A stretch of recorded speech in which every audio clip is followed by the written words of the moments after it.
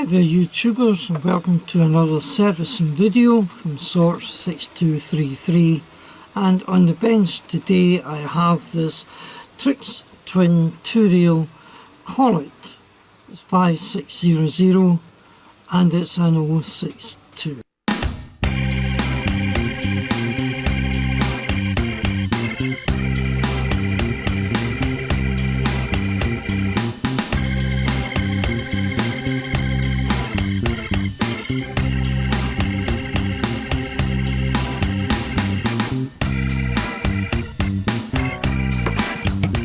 Hi, this is one of the locomotives I featured in my unboxing video at the end of September after my holiday.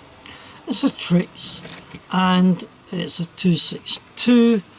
It's 2-rail with shoes for one of the pickups and pickups behind the wheels. It's in reasonable condition. The front coupler seems to be a bit bent, but I think we can handle that. There seems to be steps all round, so that's okay. It's supposed to be a non-runner, so I'm going to set it up a little bit test track and we'll see how it goes.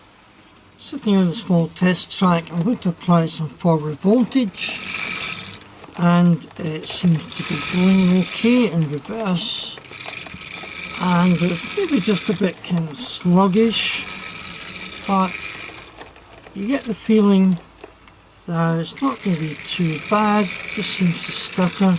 That could be my test track.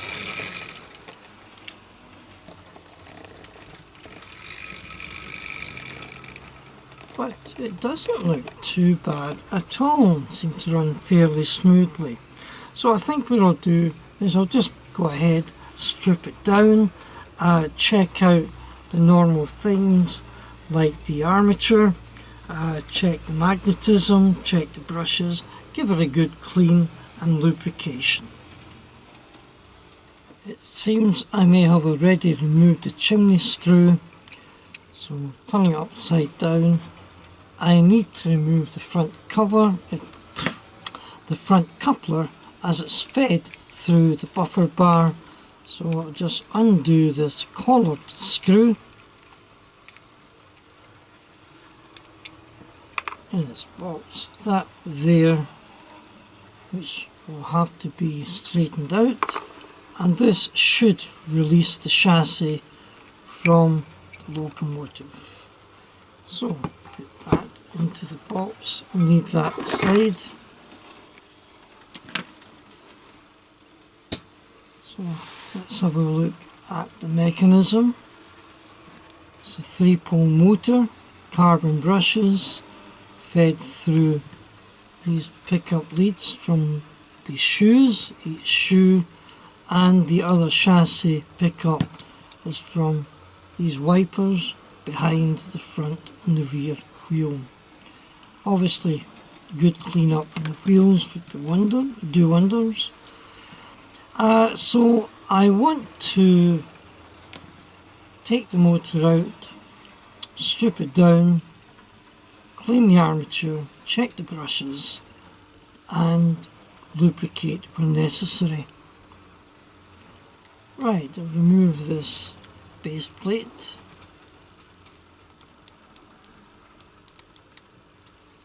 Two longish countersunk screws.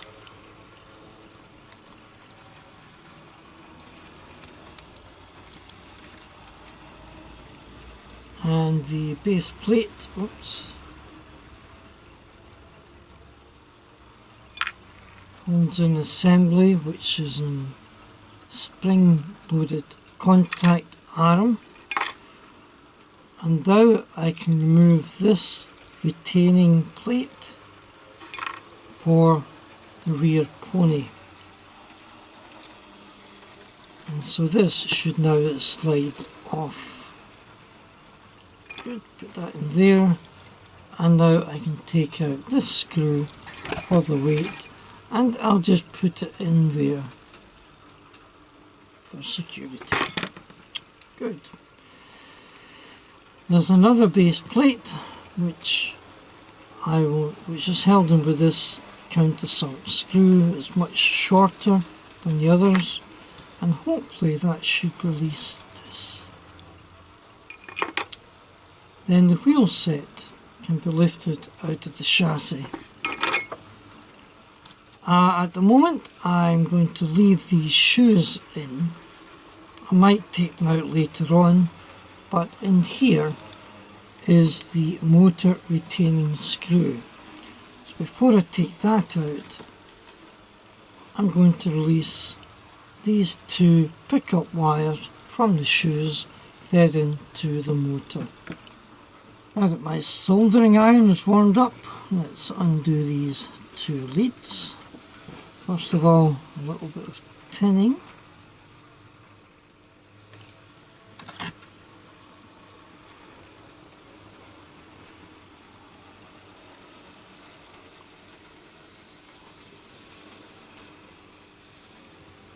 Now I can undo the retaining screw.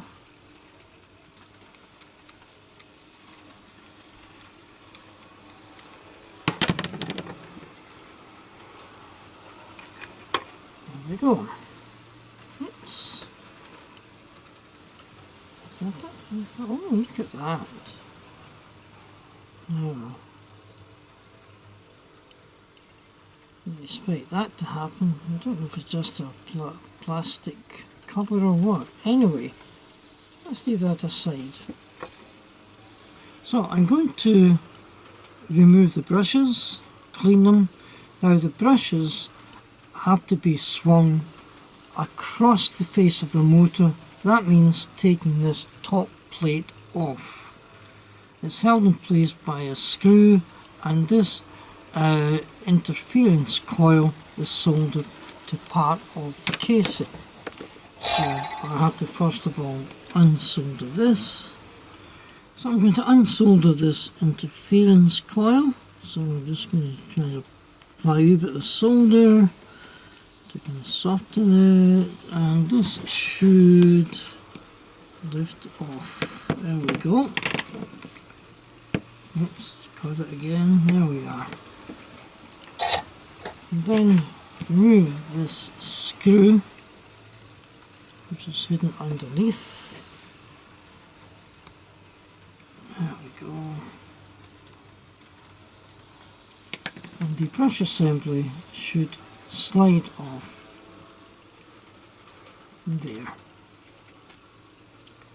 And the armature obviously needs a bit of cleaning, and we can lubricate the commutator. And the commutator looks as if it did a little bit of clean, but obviously some lubrication on the bearings. Want to check out the brushes.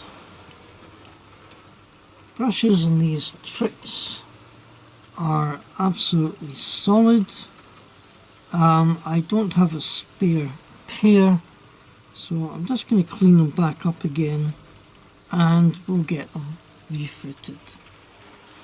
Using my normal process of metal polish, here I'm going to use some T-cut applied by a cotton bud, then mop down with another cotton bud, then a little scrub with my fibre pen, then a little sharp instrument to clean the grooves in the commutator, and also a bit of lubrication for the bearings, and then I'll fit the brushes back on to the top of the motor. A quick test to see how it's running. I've got a low voltage on it, and that seems pretty good. And in the opposite direction. Yep. Quick look at the wheel set before I reassemble. 3 axles obviously, drive axle in the centre with the drive gear, and the front and rear wheel sets. I noticed that there's a traction tyre on these 2 wheels, and these are opposite the wheels where the pickup rubs against. So it makes sense, traction tyres on non-pickup wheels and no traction tyres on the ones that pick up current. So I think these will probably need a clean. So I think what I'll do is I'm just going to strip this down. Can these come out easily? Someone will. Yep, that's easily enough. So I'll just strip these down, clean the wheels, put them back up together again. In the chassis is this idler gear assembly. So I'm just going to take it out and check it. It'll probably need some lubrication anyway. So there's a little dome head screw at the back, and I think that's so that it fits underneath the motor assembly when it gets in. The cheese head is too big, and on the other side is this cheese head screw, which allows this little retaining plate to slide out, so I can clean that. And the idler I think just lifts out. It is a dual gear assembly, nylon gear from the motor drive and the metal gear to the wheels. And it looks in good condition. I have had an occasion where one of these was faulty, but that looks pretty good. So a little scoosh, and that should dry off nicely. The recess looks alright, so I'll let that dry off. I'll apply some lubrication and we'll start to get it built up. So, using my usual means of petroleum jelly and lubricating oil, we'll start the rebuild. And first of all, I'm just going to put a little bit of jelly into the recess for the idler. The idler fits in, and that will work its way in. The plate can get fitted underneath the top screw, and the little dome head screw holds that in place. So that should be fine there. I'm quite happy with that.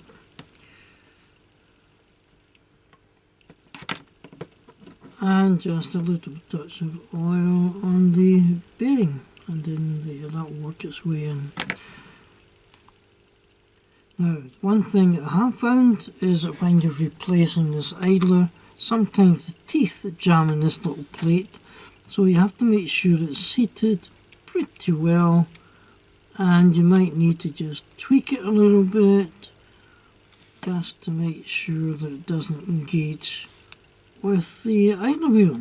So that's good there, and that will run its way in.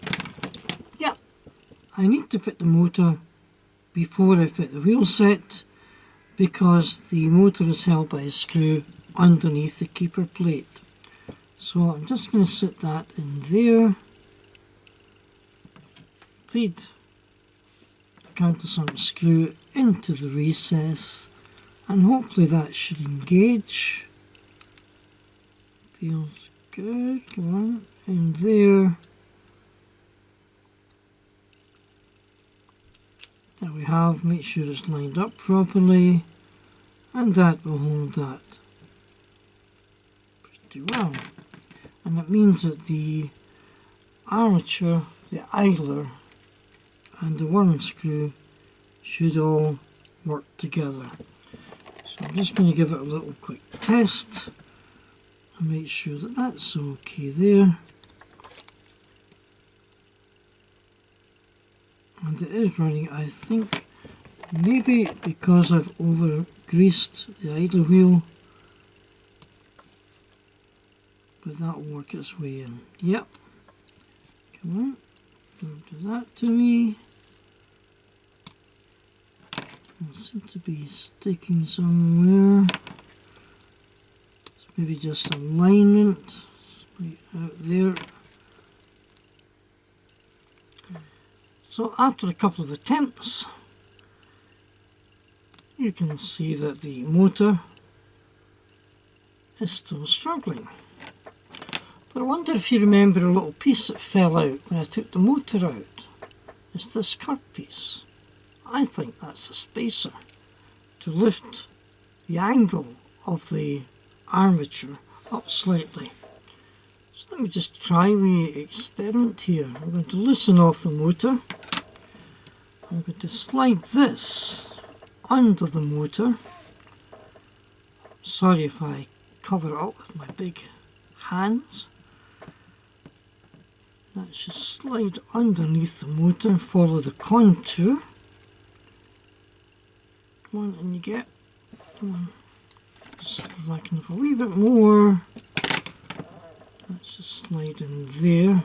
Then I'll replace the screw about where it was. So without changing the voltage. Oops, you can't see that, sorry. Now it moves. So that was a spacer plate that just affected the angle of the armature just enough to let it engage properly with the idler wheel. Time to resolder these leads which come from the pickup shoes. So just a little bit of tinning first of all. In there. In here.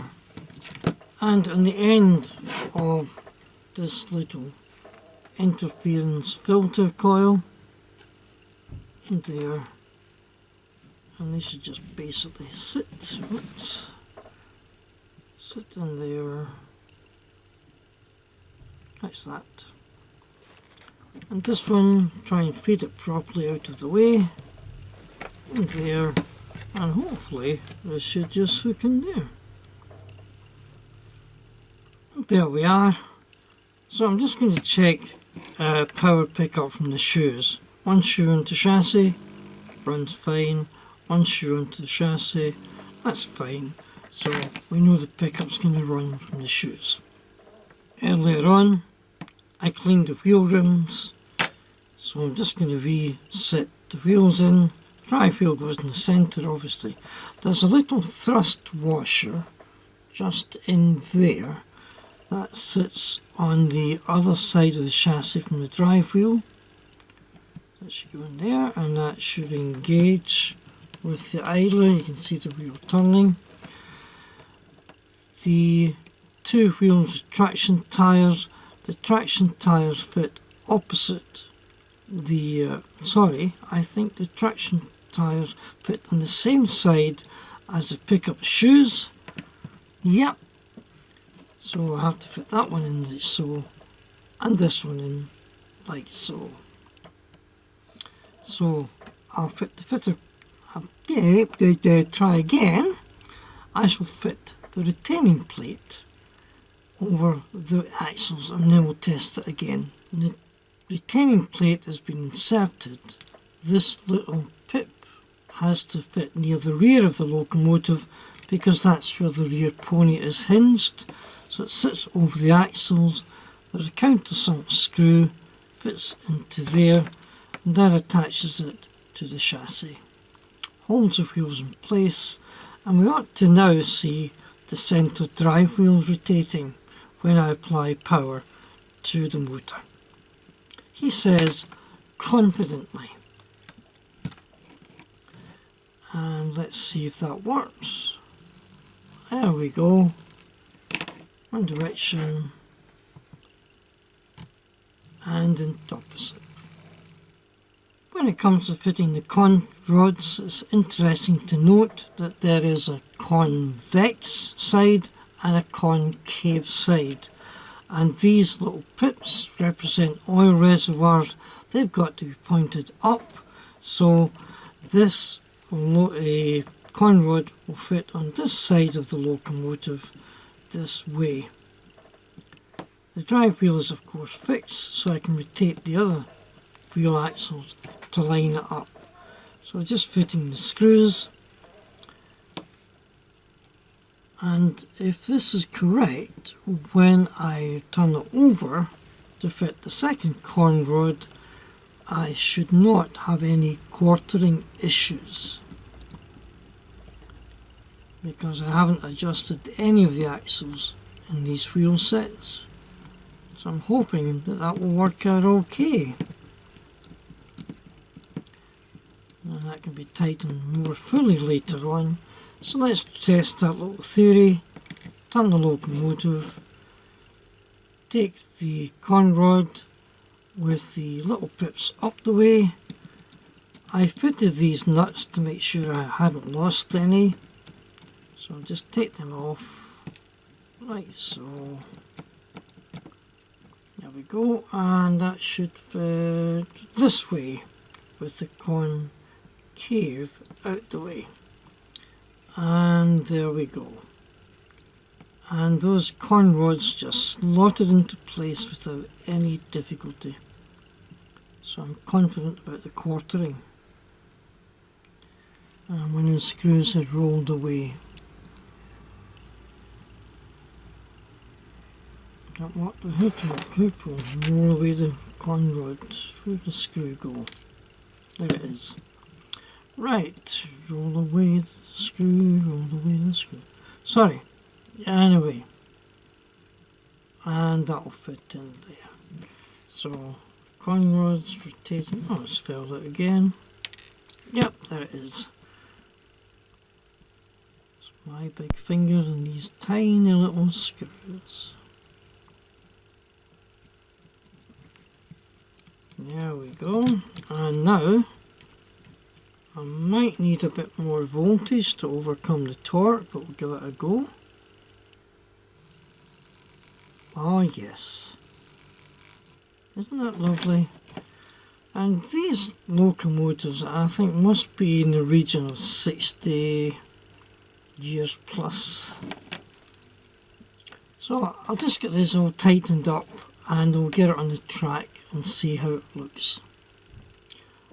And a lot of you are probably reaching for the comment saying, Jim, you forgot to lubricate the axles. Do you know what? You're dead right. So let's get that corrected. Keeper plate off, quite simple. Lubricate, lubricate, lubricate, lubricate, lubricate. So thank you for reminding me. Keeper plate back on again.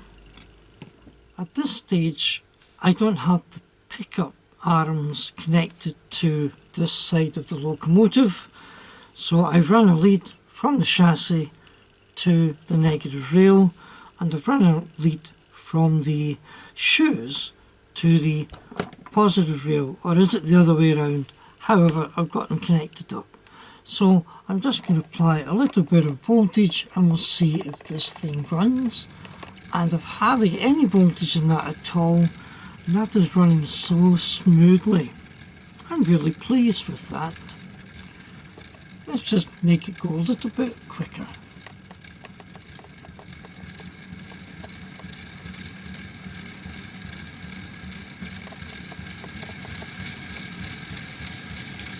Building it up slowly.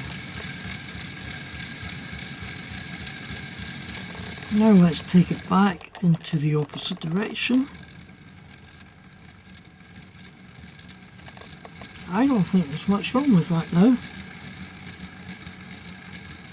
Oh yeah, yeah, this is going to be good. So feeling suitably replete, I'm going to continue with the build, and I'm going to fit the pickup arms in there, and as well as that I've got this little plate here which will hold in the trailing bogie. It has to be slid over the edge of the chassis, hooked over the pivot pin, that sinks in there underneath the pickup arms. Yeah, and then this retainer plate sits above it all. And then these two countersunk screws should slide into there, holding everything in its place.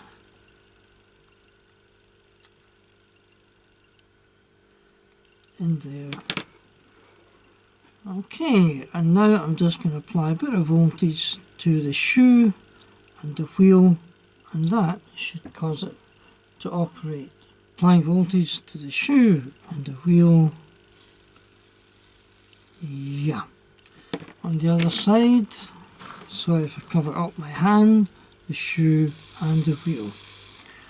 So the locomotive is now running from the pickups. I think it's time to get it back onto the test track. Okay, let's see how this one goes. I've not got a lot of voltage on that. Come on, baby. Obviously the track maybe isn't very good. Oh, isn't that lovely? And not a lot of voltage on there. Just to show that. There we go. Right like that. That is very good. Okay, so let's finish this, get it up out the way. So I need to wait in here, and then I think it's just a case of fitting the body casing on. I kind of forgot until this moment that this front coupler had the bend in it, so I'm just going to hopefully, very gently, squeeze that bend out.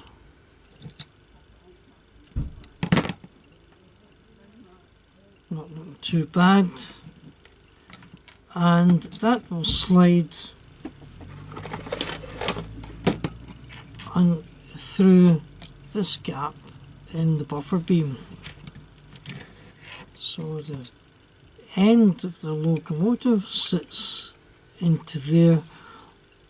Just make out two little holes. If I turn it round, you might see the locating holes there. So there's two pins on the end of the chassis, and those should locate just in there. Yeah, just in there. Yep, just come on. There we go. Try it, it works fine. Do it on camera, that's fine. Drops in there. Front coupler through the slot in the buffer bar. And this will all be held in place by a collared screw.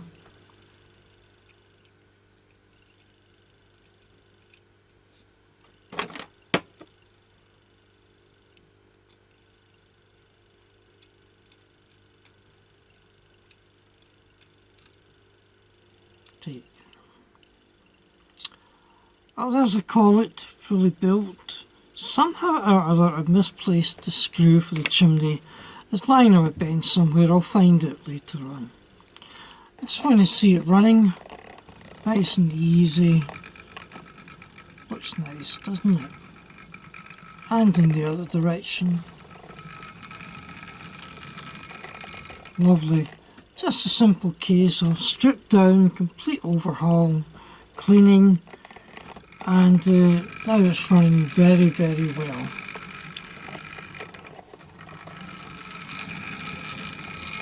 The only regret I have is I don't have a layout to run it in, but I'll try and get it running with one of my mates.